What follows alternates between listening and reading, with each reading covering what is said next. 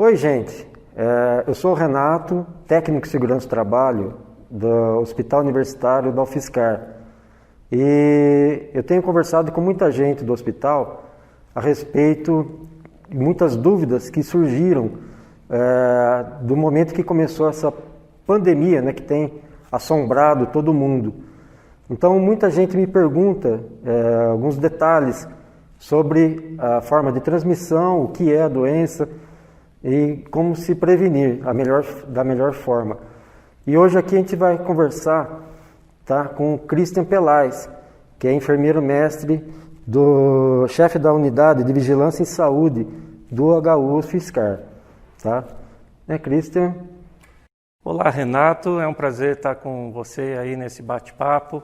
A gente aproveita essa oportunidade para estar esclarecendo várias dúvidas que realmente tenha incomodado muita gente. Então, assim, desde a colocação da máscara, EPIs, descrição de como é o principal fluxo, né, de atendimento. Então, a gente vai ter alguns momentos aí bastante importantes.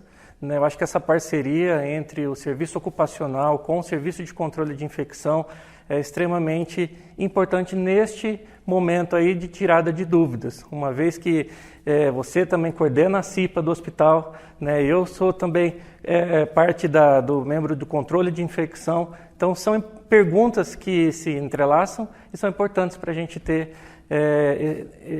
o esclarecimento completo disso. Perfeito. Então vamos começar explicando para todo mundo o que é a Covid-19, né, e a forma de transmissão. Renato, assim, Covid é uma doença nova, ela começou em dezembro, no finalzinho de dezembro lá na China, causada pelo vírus coronavírus. Ele é de uma família já conhecida dos vírus respiratórios, que causam doenças respiratórias, só que esses vírus eles sofrem mutações. Então, a partir do momento que muitas pessoas começaram ficando doentes, lá na China, foram evidenciados novos sintomas e que não estava havendo tratamento nenhum. Então, nada mais é que uma infecção respiratória que pode evoluir de uma forma mais simples para uma forma mais grave de doenças respiratórias. A transmissão dela, Renato, como você me perguntou também, ela pode ser feita através de contato, mas o mais importante das vias respiratórias, na qual olhos, nariz e boca é onde o principal veículo de entrada para o vírus, onde ele gosta de se armazenar. Então a gente destaca as duas principais vias de transmissão, através do contato e através de respiratória. Respiratória que pode ser por gotículas ou por aerossol.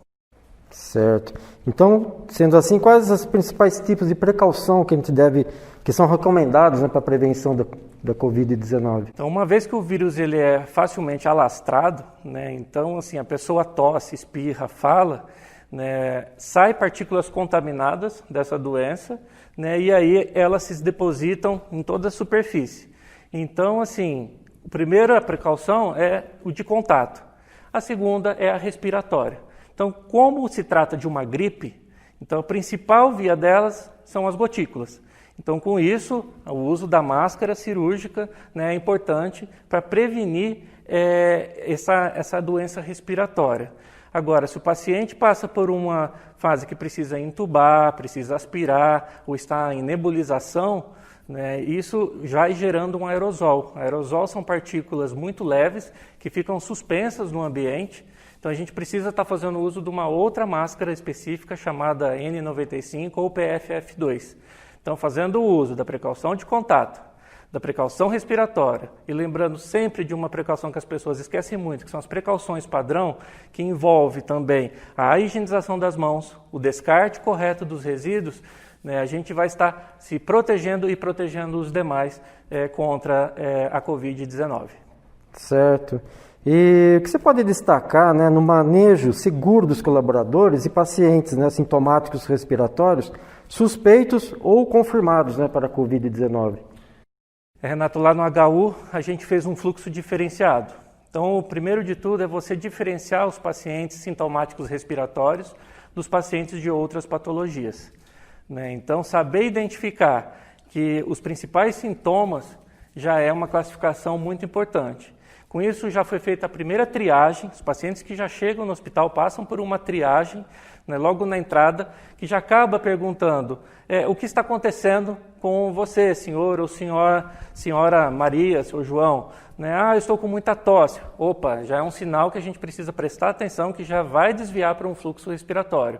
Ou se for, não, eu estou com dificuldade para urinar, não fala nada de sintoma respiratório, ele já vai passar por um outro fluxo, um outro caminho, não o de sintomático respiratório, que isso vai ser importante para a triagem, né, que a equipe vai fazer, inclusive da própria paramentação da equipe. Uma outra destaque que eu dou, que a gente acabou fazendo no hospital, é proporcionar um exame mais rápido. Né? Então isso melhora o fluxo, melhora a evolução, né, do paciente, né, e da equipe durante a condução do tratamento desse paciente. Então, isso acaba facilitando muito no manejo desse paciente. Né? Então, enfim, acho que são os dois destaques que a gente dá de ter um fluxo bem diferenciado de sintomático respiratório para os de outras patologias. Certo. E dentro dessas diferenças, né, tem muita gente que tem dúvida o que é a roupa privativa e a roupa de paramentação, né, que é usado para o atendimento. Pois é, quanto à roupa privativa, realmente existe bastante confusão referente a isso. Né? Roupa privativa nada mais é que um uniforme. Destinado para quem? Para os profissionais que atuam em áreas fechadas. Como assim o centro cirúrgico, central de material e esterilização, a própria área de sintomáticos respiratórios, né? Às vezes o pronto atendimento. Então, nada mais é que um uniforme específico que a pessoa acaba utilizando.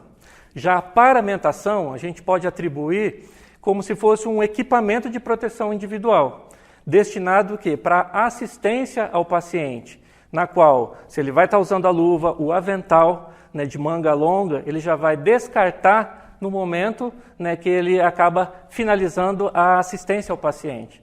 Então, assim, a roupa privativa é aquela roupinha azul, nada mais é que um uniforme. A paramentação é o EPI. Certo. Falando em EPI, então, qual que é o EPI, né, equipamento de proteção individual, que é mais indicado, né, para entrar no hospital e na área de sintomáticos respiratórios suspeitos ou confirmados, né, para a Covid-19? Então, uma vez que essa infecção ela é uma infecção respiratória, então o equipamento número 1, que agora já está virando ela é uma recomendação da Organização Mundial da Saúde, mais da Anvisa, né, e em alguns municípios já está tendo a lei estadual, que é a utilização da máscara. Então, desde a máscara de tecido nas ruas, né, no momento que a pessoa já põe o pé na rua, principalmente quando está diante sim, de uma aglomeração, ela já precisa fazer o uso de uma barreira. Então, no caso, a máscara de tecido ela já entra como esse item fundamental. A pessoa, ao entrar no hospital, ela já está vindo da rua, ela pode estar fazendo o uso da máscara de tecido, só que se ela for entrar para uma área em que está ocorrendo assistência ao paciente, ela tem de fazer a troca da máscara de tecido para a máscara que a gente chama de profissional, que pode ser a cirúrgica ou a N95 ou o PFF2. Certo, então é isso. Quais os tipos de máscara, né, que é a pergunta, né, que serve como barreira, né, para uso preventivo da Covid-19? Então, as pessoas confundem muito os tipos das máscaras, isso é importante a gente esclarecer. Máscara por si só ela já é uma barreira. Então, assim, a máscara de tecido ela é uma barreira somente. Barreira contra o quê? Se a pessoa fala, espirra e tosse, né, as secreções elas vão ficar contidas como se fosse um muro de proteção. Já a proteção mesmo bacteriológica vai depender da máscara profissional, que aí o próprio profissional responsável pela assistência ao paciente vai estar usando, na qual essa máscara, além de ela ter uma barreira, ela tem um elemento filtrante. Com isso, facilita muito para o profissional fazer uma assistência correta, mas também ao respirar o ar daquele ambiente contaminado, vai estar promovendo a filtração bacteriológica. Perfeito. E quem e quando, né, se deve usar máscara de tecido, então? E quem deve usar máscara profissional? Máscara de tecido, então, está indicada para a população de um modo geral. né, que não trabalha com pacientes doentes, principalmente com sintomáticos respiratórios, por exemplo, cuidadores, né, de idosos, de crianças ou de pessoas doentes, acamadas em casa, que está com alguma infecção respiratória, ela pode estar fazendo uso da máscara de tecido, né. Se é um profissional já cadastrado, habilitado, ele pode estar fazendo uso da máscara profissional cirúrgica, por estar lidando com o paciente, mas, primeiramente, máscara de tecido é para a população em geral. Né? E para a máscara profissional, somente para os profissionais habilitados para assistência ao paciente. Lembrando que a máscara profissional ela pode ser a máscara cirúrgica ou a N95, também conhecida como PFF2. Certo, então, sendo um equipamento para minha proteção, né, ela tem que ter, né, um certo cuidado, né, com tanto a máscara profissional como a máscara de tecido. Né? Os cuidados que a gente tem que tomar com cada uma delas. Com certeza. Dentro desses cuidados, por exemplo, a máscara de tecido, ela tem uma durabilidade de 3 horas. A pessoa ela tem que fazer a troca disso, ela já vai sair de casa, sabendo que vai ficar nos momentos na rua, assim, mais de 3, 4, 6 horas na rua, ela já vai ter que levar uma segunda máscara, uma terceira máscara, dentro de uma embalagem plástica fechada, né? E uma outra embalagem para ela, ao retirar a máscara suja, contaminada, ela coloque também nessa proteção, para não deixar solto na bolsa, né? Próximo aos itens pessoais dela. Né? Já a máscara cirúrgica, ela tem outro tipo de cuidado também. Então, para os nossos colaboradores, a gente cede 2 máscaras, né, cirúrgicas, né, para ser usada em 12 horas. Então, você consegue utilizar ela de 6 horas, consegue fazer o intervalo maior, você pode estar descartando, faz o seu lanche, né, mais prolongado, depois você coloca a sua segunda máscara. Muita gente me questiona referente ao tempo de uso dessas máscaras. O próprio CDC e a Organização Mundial acabou realizando alguns testes rápidos, né, para testagem da eficácia dessas máscaras e conseguiu prolongar um pouco mais, porque algumas máscaras ela tem durabilidade de 2 a 3 horas, mas se você consegue trocar ela tem uma durabilidade maior. Aí, obviamente, se ela não estiver úmida ou rasgar ou arrebentar, né, você consegue continuar o seu plantão de uma forma segura. Já o cuidado com a máscara N95 ou PFF2, ela tem uma durabilidade maior. A gente preconizou 7 plantões cheios, né, no hospital, só que vai depender muito, né, da fixação dessa máscara na face. Se o elástico começar a afrouxar, se arrebentar, acontecer algum dano com a máscara, né, e até mesmo se ela ficar muito úmida, tem pessoas que suam demais, né, falam muito assim durante a assistência, né, precisa falar aí, você vai observando uma certa umidade, né, aí está na hora de trocar. Só que nesse intervalo de tempo, por as pessoas conseguirem usar num dia, descansa um, por ser plantões de 12 por 36, a máscara ela consegue voltar ao formato inicial. Mas o que é importante é como eu vou armazenar essa máscara. Né? Se eu deixar ela num container totalmente fechado, num plástico totalmente fechado, ela vai ficar suada de um plantão para o outro, não vai dar tempo de ela absorver as partículas úmidas e aí pode prejudicar o profissional no momento do reuso dessa máscara. Falando em reuso também, então tem que tomar alguns cuidados para colocar e retirar essa máscara também, né? Isso mesmo. Toda máscara ela tem que proteger, né, o nariz e a boca. Né, e ela tem que estar num formato próximo do queixo, na qual me facilita o que é a proteção. Né? Então, aí a gente vai encontrar máscaras que têm tiras, máscaras que têm os elásticos, e a própria N95, que ela é um elástico maior, né, que tem umas que vêm com uma hastezinha que você consegue ajustar na face, então isso é importante para a pessoa o quê? Mexer e fixar. Por que é importante essa fixação? Justamente para a pessoa não ficar mexendo nessa máscara, porque todas as vezes que ela elevar as mãos à face, o que vai acontecer? Ocorre o risco de contaminação. Então a gente já sabe que uma vez que eu estou usando a máscara, ela já está completamente contaminada. Então todas as vezes que eu for tocar o meu rosto, eu tenho que higienizar as mãos, faço o ajuste da máscara, coloco o clipe dela e fixo ele num formato que ela não fique caindo para baixo do nariz, né? E esqueço que ela está na minha face. Já se for a N95, por exemplo, a PFF2, Um elástico ele vai ficar acima da orelha e o outro elástico ele vai ficar abaixo da nuca. Só que tem o chamado teste de vedação. Então, o que é esse teste de vedação? Ao colocar essa máscara, né, você vai fazer como se fosse um formato de um copinho, coloca pelo queixo e um elástico você põe abaixo da nuca, o outro acima da orelha. Você vai tombar ela, vai fechar o clipe nasal e aí você, com os dedos indicadores e os dedos médios, você pode colocar próximo à máscara, você assopra, né, você inspira e expira umas 3, 4 vezes, fazendo esse exercício. Então, fazendo esse tipo de exercício, você vai ver se a máscara ela está com uma pressão, uma vedação positiva, né, se não tem escape de ar. Só que toda máscara, se eu assopro com força, ela vai ter saída do ar. Não significa que você está desprotegido, porque ela tem tramas.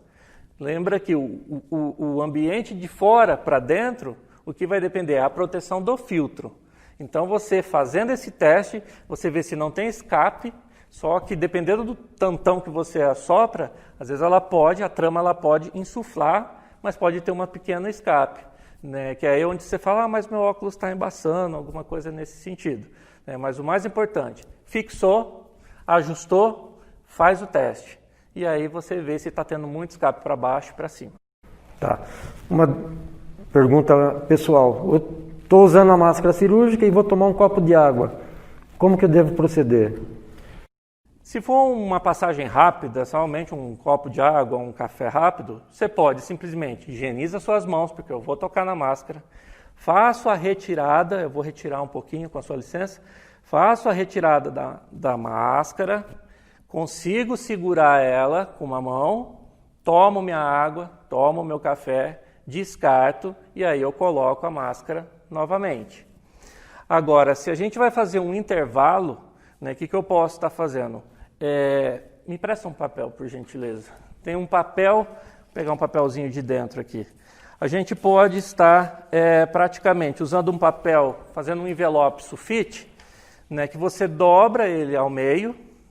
Sulfite e papel toalha? Um papel sulfite ou o próprio papel toalha, bem lembrado.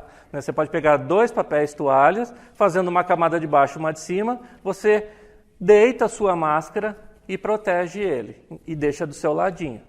Né? Ao você finalizar, você retira ela, né, e depois higieniza as mãos e coloca a máscara novamente. O que é importante nisso? Eu não tocar na parte de dentro. A parte de dentro que precisa ser preservada. Né? Então, eu não contaminando a parte de dentro com a minha mão já suja, né, eu também não vou estar levando para essa parte que já está acostumada com o meu nariz e com a minha boca. Né? Então, eu protegi ela, faço um sanduíche dela, depois eu utilizo e jogo o papel fora. E aí eu posso também fazer um envelope, mesmo com um papel sulfite, né, dobro ele no meio, também deixo ele, põe a máscara no meio, fecho. Né? Já se for uma N95, eu dobro mais uma vez, faço um rasgo nele, fazendo um furo, né, e aí ao abrir ele vai estar com um furo no meio.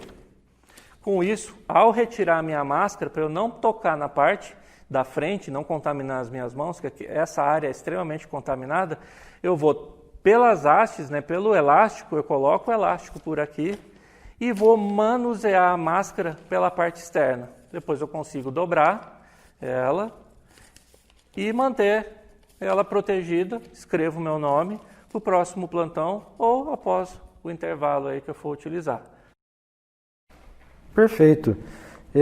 Então, seguindo, né, com algumas dúvidas, né, que o pessoal me passou assim, né, nos corredores, com os critérios de seleção e indicação dos EPIs mais seguros para a proteção do profissional, né, com relação às máscaras, aventais, né, quais os critérios que são usados? Olha, Renato, a gente tem sido bastante rigoroso, né? Eu acho que, primeiramente, ao selecionar algum equipamento de proteção individual, não recai somente em um profissional. Né? Então, no HU, por exemplo, nós temos praticamente uma tríade. Né? Essa tríade ela é composta pelo engenheiro de segurança do trabalho, né?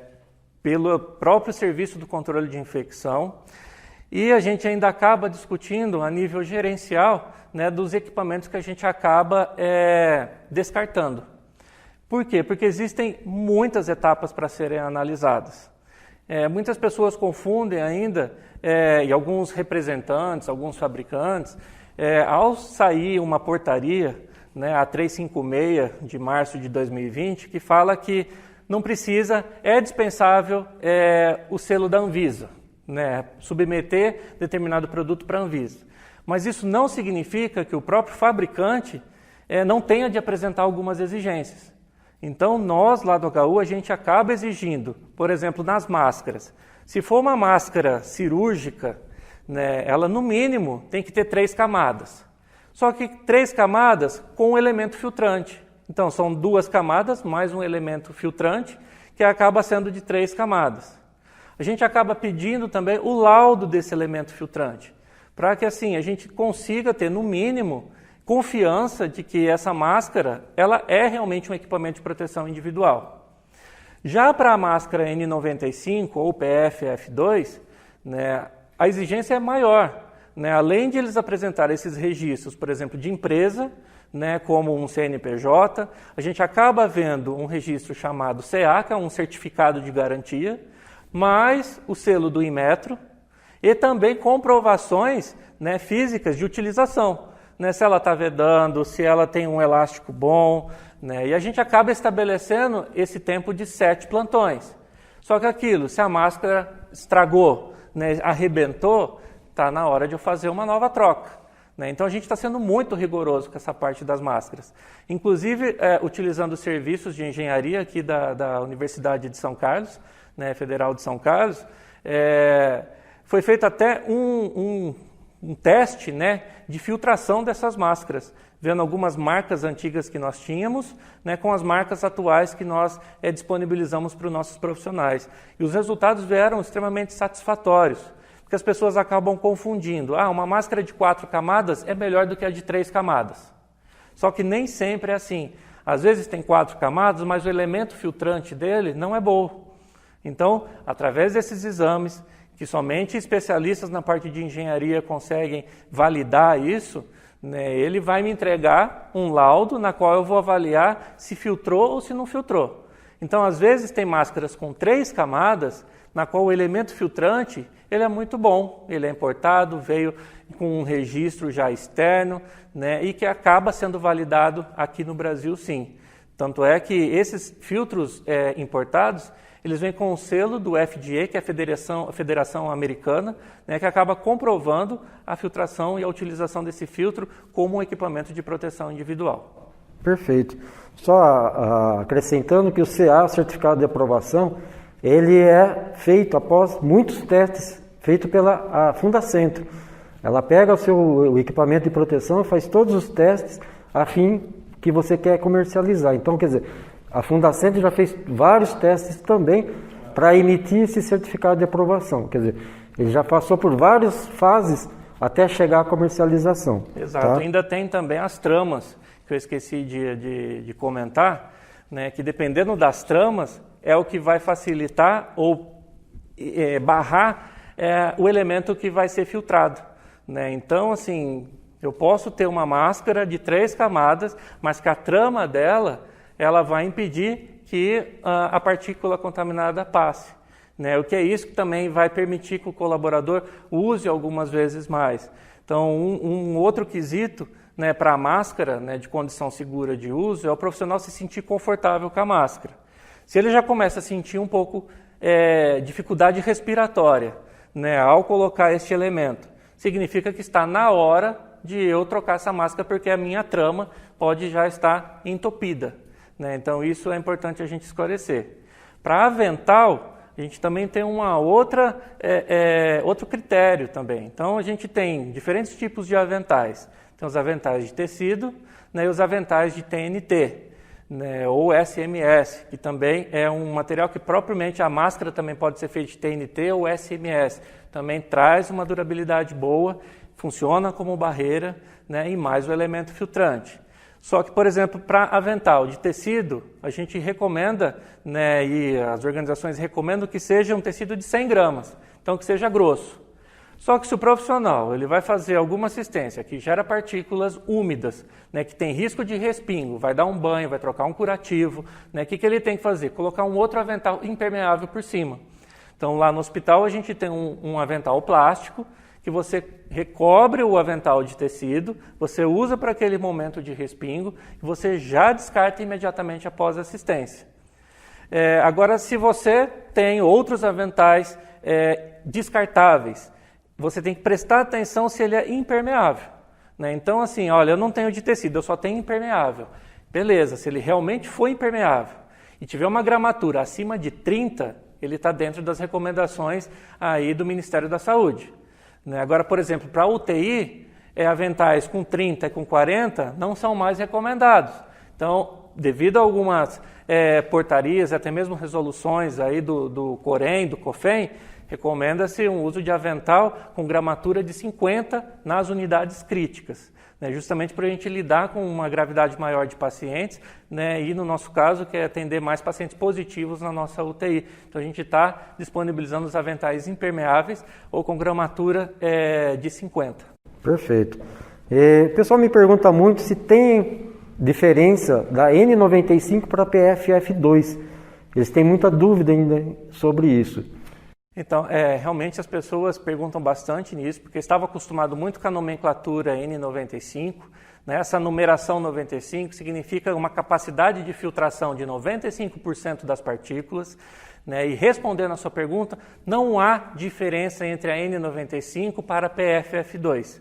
O que acontece é que uma estava usando mais para ambientes hospitalares e a outra estava usando mais para indústrias ou até mesmo para a filtração de partículas não bacteriológicas, né? Só que, ao avançar aí da pandemia, a crise mundial que a gente teve, né, alguns estudos testaram as máscaras PFF2, que também eram indicados para fumos, né, partículas pequenas, né, usadas em indústrias, né, madeira, né, então partículas bem pequenas que usavam para isso, disse que, peraí, eu posso também utilizar para o ambiente hospitalar, porque a filtração independe se para bactéria, né, um vírus que a gente chama de um formato vivo, né, de um formato não vivo. Então, acabou aprovando a PFF2 para ambiente hospitalar também. Algumas pessoas ainda questionam, mas ainda no rótulo está escrito que é somente para esse tipo de particulado não microbiológico, né? Só que a gente já tem documentação e os estudos que mostram que, independente do que vai ser filtrado, o importante é a capacidade de filtração, seja micro-organismo vivo ou seja não vivo. Tá ok.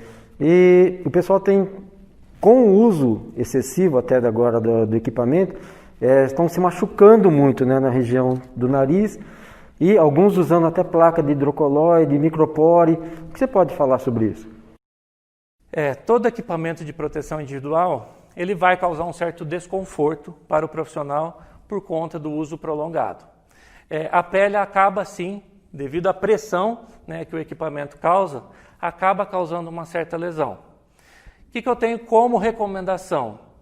Fazer algumas pausas, né, seguras para você conseguir respirar um pouco e trocar um pouco as máscaras. Você pode higienizar sempre as mãos, lembrando disso. Eu sempre vou frisar essa prática. Né, fazer massagens nas áreas de forte pressão, né, e à noite, ao você dormir, passar algum hidratante.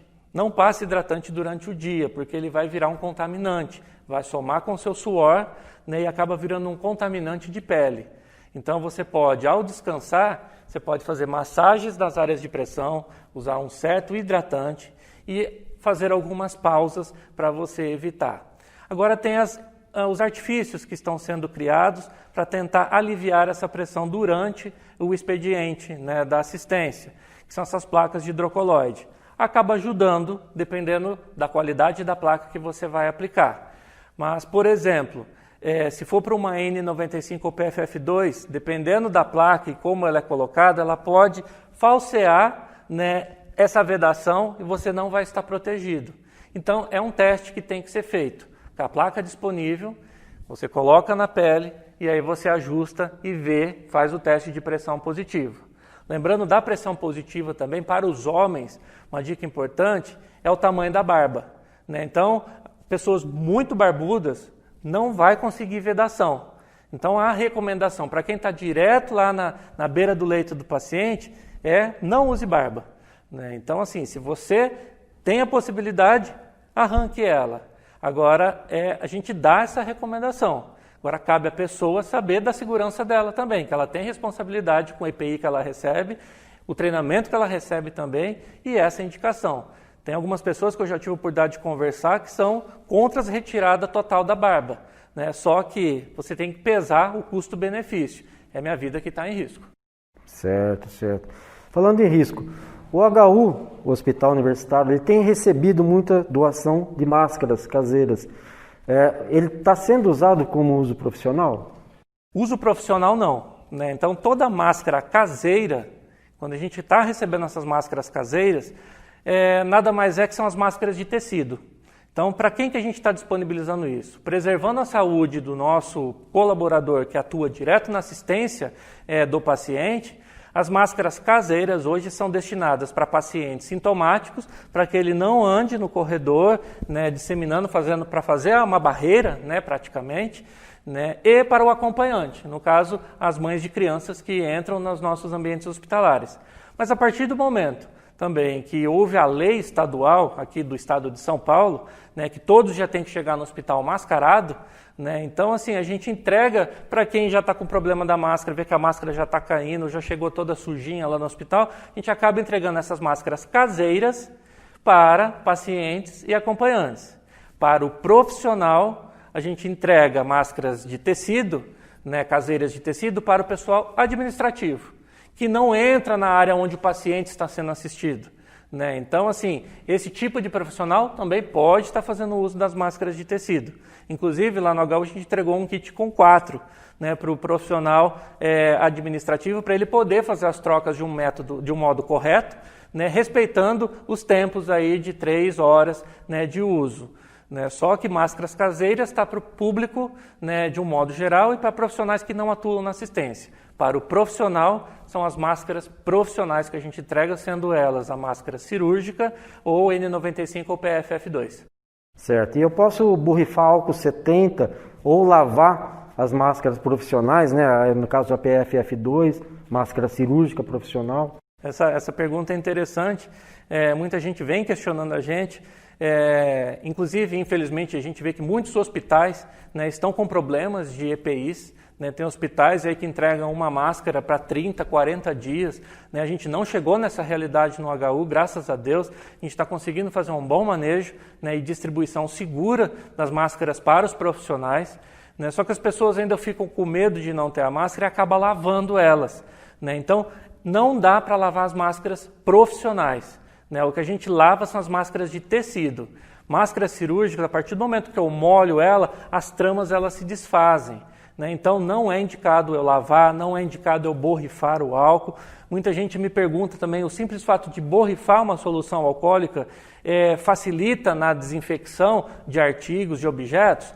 Não, o simples fato de eu borrifar, né, me exige o ato de fricção.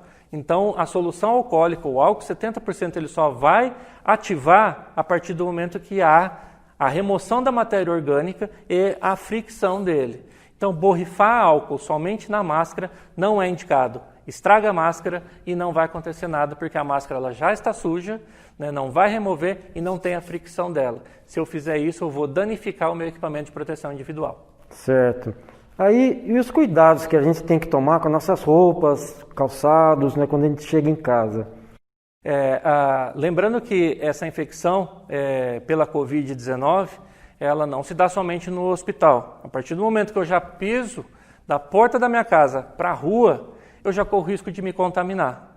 Nossas roupas estão extremamente contaminadas, né? Então é como se fosse o uniforme privativo. Né? Então, a diferença entre um e o outro, ambos estão contaminados. Então, ao chegar em casa, eu também tenho que tomar alguns cuidados, principalmente quem tem familiares já doentes, pessoas do grau de risco, né, crianças ou idosos em casa, já tem que chegar em casa, já deixar o calçado na porta e já levar toda a roupa, né, direto para a lavanderia. Né, e de lá já já tomar um banho para ficar lá, tirar toda essa colonização. Se eu chego com compras, alguma coisa nesse sentido, a gente sempre reforça, né? Já chega, já coloca direto na pia, né, todos os itens, já lava aquilo que dá para lavar ou faça a desinfecção com álcool, né, naquilo que der para eu fazer a desinfecção. Né? E lembrando que para frutas, para verduras, a gente pode estar fazendo a lavagem delas e deixar de molho, né, por 15, 20 minutos em solução clorada, né, que isso diminui a carga viral, né, que pode estar contaminada aí, nas frutas e nas verduras. Tá ok. Ô Cristian, agora nós vamos falar um pouquinho, tem algumas perguntas específicas do pessoal do laboratório de análise, que serve também para toda a área assistencial. Né, que para a coleta de amostras biológicas, em que momento é necessário o uso do protetor facial e da máscara PFF2? Aquilo que eu falei, vai depender sempre do momento. Se o profissional do laboratório ele for entrar num quarto, que o paciente esteja nebulizando, por exemplo, ou acabou de aspirar ou de entubar, existem partículas de aerossóis.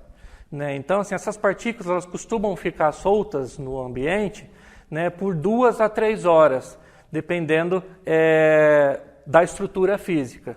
Né? Eu falo dependendo da estrutura física porque lá no HU, por exemplo, nossa estrutura ela facilita para mandar o vírus embora. Nós temos quartos amplos, né, com janelas que a gente consegue abrir. Então, isso facilita com que haja a troca do ar, entrada do ar ambiente e saída do ar contaminado. Né? Mas, mesmo assim, a gente estabelece esse tempo aí de partículas aerolizadas de até 2 horas. Então, o profissional acabou de nebulizar, a gente deixa uma sinalização na porta, né, paciente nebulizando, né, e aí o profissional ele já sabe que ele não vai entrar com a máscara cirúrgica, ele tem que entrar com a N95. Então, primeiro é saber o paciente que ele vai entrar no quarto. Né? Segundo, o tipo de movimento que ele vai fazer com esse paciente. Para exames simples, não há necessidade da N95, né, ou PFF2. A própria máscara cirúrgica, ela é específica com a barreira de gotículas. Né? Então, o paciente, se ele falar, se ele tossir próximo do paciente, ele já vai estar fazendo uso da própria máscara cirúrgica. Certo. Uma outra pergunta deles, para o procedimento, né, de coleta de amostra biológica, normalmente eles usam uma bandeja. E saindo do quarto, ele precisa higienizar ela com álcool 70 para poder entrar em outro quarto? Olha, eu sempre recomendo que tudo que entra dentro do quarto que seja descartável. Mas tem alguns itens que são importantes, que são ferramentas do profissional. Então, para ele sair deste ambiente, eu sempre recomendo uma limpeza prévia, já que lá no quarto vai estar disponível luvas de procedimento, já vai estar disponível uma solução alcoólica, uma motolia com solução alcoólica. Ele pode estar fazendo uma pré-higienização lá no quarto, né, para ele sair de uma forma mais segura, né, e aí, fora do quarto, ele reforça, né, com novamente uma solução alcoólica aí para poder continuar o ambiente e voltar para a unidade dele. Certo. E no caso, normalmente sobram tubos, né, e seringas, né, tubos e agulhas, né, dessa primeira amostra. Ele pode entrar no outro quarto com esses tubos ou tem que desprezar esse equipamento? Aí a pessoa ela tem que, minha sugestão, e para a segurança, né, de não ocorrer riscos de infecção ou um surto de infecção, entrar somente com aquilo que vai ser necessário para a realização daquele ato. Né? Então a gente já reforça que a enfermagem já entra com o item específico que você vai utilizar e não saia com ele. Então, ou seja, se vai ser tubos que vai ser usados em outras coletas, não leve muitos tubos para dentro do quarto. Se ele vai usar 4, leve 5 talvez, para, sei lá, estragou um, você tem mais um, mas descarte no momento. Não saia com artigos médicos hospitalares, né, fora desses quartos contaminados. A contaminação por esse vírus ela é muito fácil. Né? Então, só que o vírus ele morre com muita facilidade se eu faço a desinfecção correta. Mas às vezes tem itens que a gente opta para não correr esse risco de na desinfecção. Então você já descarta, leva somente o essencial para dentro do quarto. Não leve a maleta inteira, não entre com carrinhos de medicação dentro dos quartos, não deixe uma caixa inteira de máscaras ou uma caixa inteira de luvas, porque se o paciente vai de alta ou vai de óbito, são itens que serão desprezados. E a gente tem que pensar muito no custo-benefício do artigo que eu estou utilizando, principalmente no momento de pandemia, né, que está muito difícil e muito caro adquirir coisas. Certo. E eles querem saber também quais os EPIs que são necessários para o exame laboratorial, como gasometria e teste rápido. A gente tem sempre que lembrar das precauções padrão. Então é aquilo, eu vou entrar em contato com sangue, secreção e excreção, eu posso estar fazendo uso da higienização das mãos, do avental e do óculos. Eu acho que são ferramentas extremamente importantes. Se você já pega um tubo totalmente fechado, por exemplo, o mínimo que você vai ter que ter é a luva e o óculos, mas vai depender muito do tipo de processamento que você vai fazer. Então, se você tem uma manipulação mínima, a luva e o óculos pode ser essencial. Se você vai precisar abrir amostras, o avental de manga longa, né, ele também vai ser uma ferramenta a mais para proteger o colaborador, né, o profissional aí de coleta, ou que vai fazer o processamento desse material. Então vai depender muito da técnica, mas lembre sempre das precauções padrão. Higienização das mãos, luvas e aventais, óculos de proteção, né, então a gente fazendo essa tríade aí, eu consigo prever a minha técnica e já auxiliar na segurança do profissional. Certo. E durante a centrifugação de amostras biológicas, né, com tubo de sangue fechado, existe algum risco de gerar aerosóis? Nessa técnica, é uma técnica considerada mais simples, como a própria pergunta já nos dá o gancho para a resposta, é um tubo fechado. Então, é somente cuidado com a luva e um óculos de proteção, caso a pessoa estoure, sei lá, alguma coisa ao colocar na máquina, né, mas é um tubo fechado. Então, assim, a própria luva e o óculos já seriam suficientes. E a máscara, por obrigação, a gente já vai estar fazendo uso da máscara cirúrgica mesmo, mas não teria esse risco, porque ele já está num tubo fechado e já vai estar numa máquina. A própria centrifugação não vai gerar aerosol, não precisa trocar para uma N95. Tá ok, Cristian. E a última pergunta agora é para a enfermagem, né? A respeito da enfermagem, né? Como deve ser a coleta de amostra para a realização do PCR para a Covid-19? Nós temos alguns tubos. Uma hora chega um tubo pela vigilância epidemiológica, outra hora pelo laboratório da UFSCar. São tubos um pouco diferenciados, né? Eu até trouxe ele na nossa conversa, né, aqui. São tubos praticamente simples, né, com o suave, que nada mais é o algodão que nós estamos utilizando. Então, o primeiro de tudo, a pessoa chega com sintoma respiratório, já chega com as queixas já de suspeita de Covid, a gente faz o chamado, então, PCR, né, que é o suave, né, que vai ser colocado em uma narina e um outro suave que vai passar na cavidade oral, na região mais profunda. O que a gente tem que ter muito cuidado é na realização dessa técnica para não dar um resultado falso negativo. Né? Então, assim, falar que a pessoa às vezes tem por só pegar na parte superficial das cavidades. Então, a gente precisa ter uma técnica um pouco mais apurada. Então, o que a gente vai fazer? Primeiro, o profissional vai ver o kit que ele está em mãos.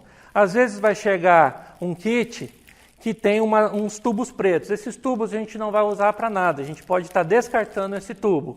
A gente vai usar o suave e um outro tubo que vem uma solução fisiológica dentro dele. Então, o que o profissional vai ter que fazer? Ele vai pegar um suave, vou fazer uma demonstração aqui. Lembrando que o profissional ele tem que estar totalmente paramentado para esse tipo de coleta. Quando eu falo totalmente paramentado, são as precauções de contato e a precaução respiratória, levando em consideração que eu posso causar o aerosol, então eu tenho que estar fazendo uso da N95 PFF2 para a coleta deste exame. E aí o profissional, ele já enluvado, né, ele vai pegar a haste, né, deste suave, deste cotonete, né, e ele vai ter que o quê? Primeiro ele vai pedir para o paciente, se for um adulto, fazer uma limpeza prévia. Vai entregar um lenço para ele poder fazer a limpeza do nariz dele, para não sair muita sujidade no cotonete. Se for uma criança, por exemplo, pode estar fazendo a limpeza. Se a criança está um pouco obstruída, pode estar lavando com soro fisiológico e limpando, né? Porque o que me interessa é o material mais profundo. É onde o vírus costuma ficar, na porção mais profunda. Então ele vai pegar o suave, ele vai introduzir em uma das narinas, né? Porque são 2 suaves que chegam. Então ele pode escolher narina esquerda ou direita. Ele vai fazer uma aproximação, vai tombar a cabeça do paciente, ou pedir para o paciente tombar a cabeça, ele vai introduzir um suave na narina, ele vai até a porção mais profunda, na qual ele vai encontrar a primeira resistência, e aí ele vai tentar mais um pouco profundo. E aí ele faz de 1 a 3 giros. Tem literatura que fala 3 giros completos, tem outra que fala 2. É um exame extremamente incômodo para o paciente, mas é importante eu pegar a porção mais profunda. Agora, obviamente, para bebês, né, não tem jeito, o algodão ele é muito, a suave, a haste, ele é muito grosso. Então a gente pode causar algum trauma no nariz da criança. Então você pode tentar fazer uma porção mais profunda e você dá um giro e retira. Só que conversando aí com a equipe médica, a gente vai estar tentando providenciar agora amostras através do lavado broncoalveolar. Então vai ser mais seguro para a criança, porque não vai lesionar, porque tem narizinhos que são muito pequenos, orifícios muito pequenos, que essa haste aqui, ela pode traumatizar, ao invés de ser um elemento oportuno para uma coleta de algum exame. Então esses são os cuidados que a gente tem que ter. Na cavidade oral, o profissional ele vai pegar o outro suave, vai fazer a coleta próximo à úvula também, lembrando de girar, né, o algodão, né, e aí ele vai colocar no tubo, vai cortar e vai fechar. Os 2 vão ficar no mesmo tubo com a solução fisiológica dentro. São praticamente esses os cuidados que a gente destaca, que as pessoas têm que ter atenção no momento da coleta do PCR para a Covid-19. Muito bom, Cristo. Então, em nome da Saúde Ocupacional e Segurança do Trabalho, né, o SOST do HU UFSCar, quero agradecer pelas explicações. Espero ter sido útil para todos os funcionários que estiverem assistindo, que tiveram essas dúvidas levantadas comigo, com você.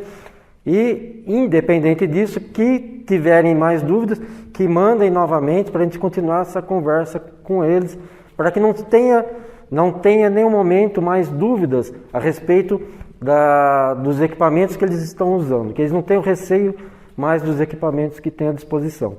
Renato, muito obrigado. Eu que agradeço a oportunidade, agradeço ao Departamento de Ensino e Pesquisa também por permitir que a gente conseguisse fazer dentro de um complexo bem estruturado aí, da filmagem, aí, para poder elencar algumas ferramentas estratégicas aí para ensinar as pessoas, que pode estar acessando de um modo bem fácil, né, a qualquer momento, seja durante o serviço ou fora dele, né, então está sendo muito oportuno e eu agradeço aí a oportunidade de estar podendo tirar essas dúvidas aí, me colocando sempre à disposição de todos. Obrigado, gente.